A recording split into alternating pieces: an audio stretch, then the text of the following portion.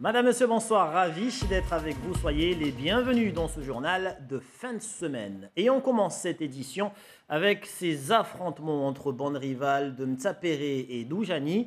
C'était hier soir vers 18h30. Un enfant qui se trouvait au mauvais moment, au mauvais endroit, a reçu une pierre sur la nuque. Grièvement blessé, il est admis depuis hier soir au service de réanimation au CHM. Son état est jugé sérieux. Henri Fina Mohamed, Fahar Housseni. C'est ici, sous ce pont Mbalamanga, à Mtsapéré, que l'agression a eu lieu. Rahim, âgé seulement de 8 ans, a reçu un jet de pierre à la nuque. Il s'écroule et perd connaissance. L'enfant se trouvait au mauvais endroit, au mauvais moment, quand deux bandes rivales s'affrontaient. Moi, j'étais en haut là-bas, j'étais juste là, en train de regarder. Après, j'ai vu 3 gars, parce que moi j'ai vu 3 gars cagoulés. Il était en train de courir. Après, il a commencé de lancer des cailloux. Il avait un enfant, je ne sais pas, à peu près 10 ans. On l'a lancé les cailloux sont... Admis aux urgences de l'hôpital, puis transféré au service de réanimation, le diagnostic tombe. L'enfant souffre d'un traumatisme crânien, mais son état serait stable selon ses médecins. Mais l'inquiétude est grande côté parents. Sa mère, autorisée à lui rendre visite ce matin, perd tout espoir. Mon enfant ne parle pas. Il faut vraiment le stimuler pour qu'il ouvre les yeux et il les ferme aussitôt. Quand il tousse, il saigne de la bouche, il saigne du nez. Il a reçu un coup de galet sur la tête, puis il s'est fait piétiner alors qu'il était allongé sur le sol. Après cette agression, des rumeurs les plus folles ont circulé. Son décès a été même annoncé par erreur dans les réseaux sociaux. Le garçonnet est toujours en réanimation au centre hospitalier de Mamoudzou. L'auteur présumé de cette violente agression a été interpellé en début d'après-midi par la brigade anticriminalité.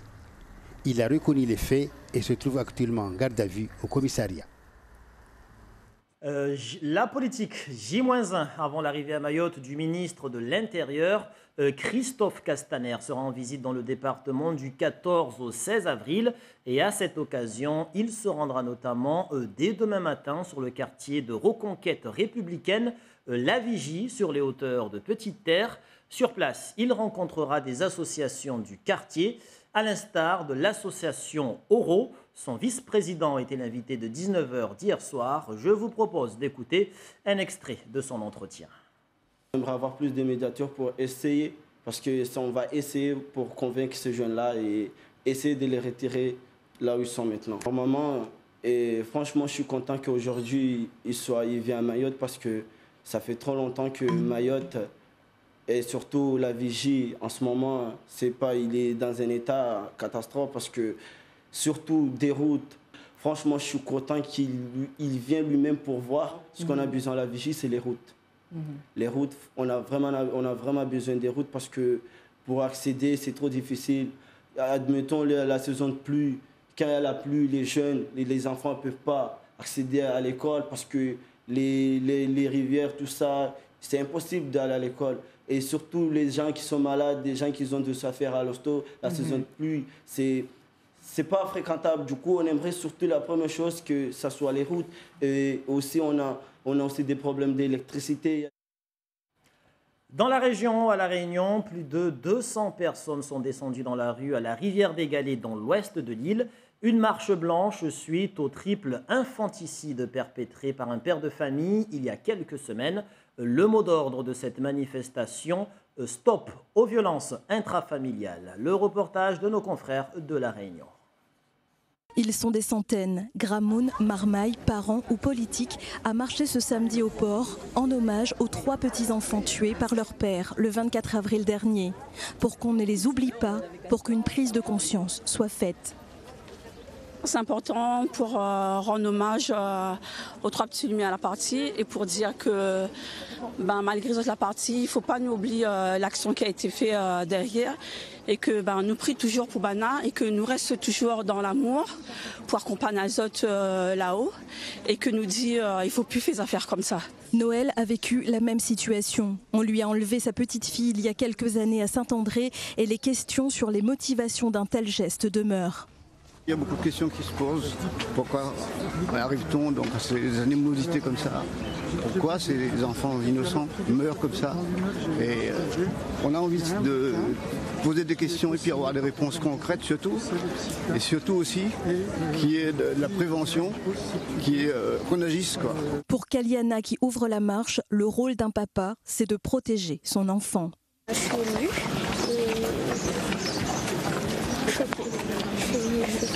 et je ne m'attendais pas que leur père ferait ça. Je sais que d'habitude c'est pas les pères ils soutiennent, mais bon, je suis choquée. Un papa c'est fait pour soutenir. Un papa c'est fait pour soutenir et garder leur enfant, mais non pas tuer. Minute de silence, discours et lâcher de colombe clôture cet hommage. Dans l'Hexagone, le lancement de la trajectoire Outre-mer 5.0 a été donné cette semaine depuis la Tour Eiffel par Annick Girardin, ministre des Outre-mer. Il s'agit là de définir une nouvelle manière de construire les Outre-mer de demain, et cela en invitant les décideurs, les élus, les entreprises et les citoyens à concevoir un futur durable en Outre-mer à travers plusieurs objectifs. Voyez le reportage de nos confrères d'Outre-mer Première. La trajectoire Outre-mer 5.0, c'est une nouvelle façon d'envisager les collectivités ultramarines. Des objectifs de développement durable à partir des réalités locales. Une nouvelle politique qui pourrait d'ailleurs faire école pour toute la France. C'est une trajectoire 2030. Nous devons pouvoir y arriver, mais il faut se mettre en route dès maintenant parce que c'est une urgence. Mais il y a quand même eu des succès dans les Outre-mer. Les grands témoins l'ont rappelé. L'ancienne représentante de la France pour les négociations sur le climat souhaite d'ailleurs les voir prospérer. Je trouve que c'est la force de l'enjeu que représentent aujourd'hui les territoires ultramarins. Et donc, je trouve que c'est parfois loin, ces territoires, loin des centres de décision, mais c'est très près du cœur du problème mondial, et avec une grande légitimité pour l'expliquer. Et même le président est dans le coup. Aux 5 objectifs, 0 carbone, 0 vulnérabilité, 0 polluants agricoles, 0 déchets, 0 exclusion. Il en a ajouté un 6e par vidéo interposée. Le 0 lâcheté, le 0 déni de responsabilité, le 0 refus de voir. Nous avons un devoir de responsabilité face à ces défis. Défis sociaux, environnementaux, sanitaires, climatiques. La ministre a choisi la Tour Eiffel pour lancer cette trajectoire Outre-mer 5.0 en espérant peut-être le même sort. Le monument a été construit il y a 130 ans et 130 ans plus tard, il est toujours debout, solide. Retour à Mayotte pour terminer ce journal et direction le nord de l'île pour le coup d'envoi de la 3e édition du festival de l'expression baptisé Digression à Dzoumogné dans la commune de Bandabois. Un événement parrainé par l'Agence régionale du livre. De nombreuses manifestations sont prévues, jeux de marionnettes, rencontres avec des auteurs, ainsi que des pièces de théâtre. À Dzoumogné, Anliat Bouanaïssa, Géraldine lui et Chafion Madi. Initié en 2017 par le collège et la bibliothèque municipale de Dzoumogné, ce festival vise à promouvoir le dire, le lire et l'écrire auprès des petits et des grands.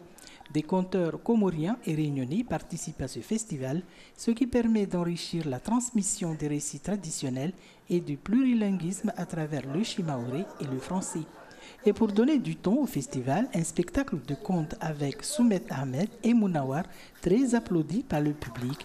Il s'agit des contes traditionnels légèrement modifiés et ça marche avec les enfants. Et à sa grande surprise, un énorme serpent surgit de la caisse. J'ai trouvé le spectacle très bien. Bravo Mounawar et bravo... Qu'est-ce qui t'a plu? Tout. Quelle histoire en particulier qui t'a bien fait rigoler? Oh non, les toutes. Il n'y en a aucune qui m'ont plu particulièrement. C'était bien. Qu'est-ce qui t'a plu? C'est le monsieur là qui rigolait les gens. Qu'est-ce qu'il faisait pour faire rigoler? Il disait quoi? Il parlait drôle.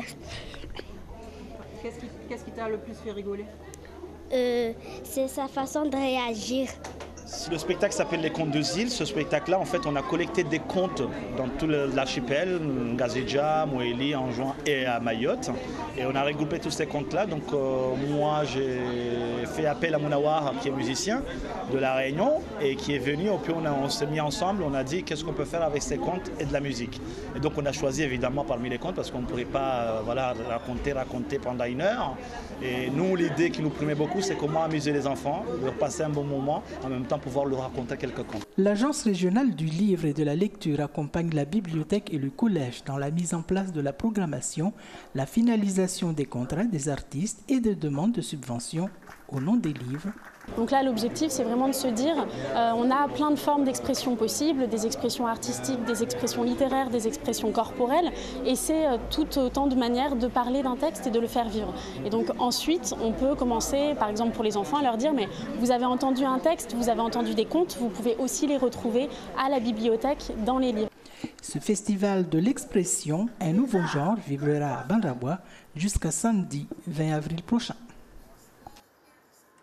Voilà qui met un terme à ce 19h. Merci pour votre fidélité. On se retrouve dans un instant pour le journal en maoré, à l'issue duquel vous pourrez suivre votre émission L'invité de la semaine.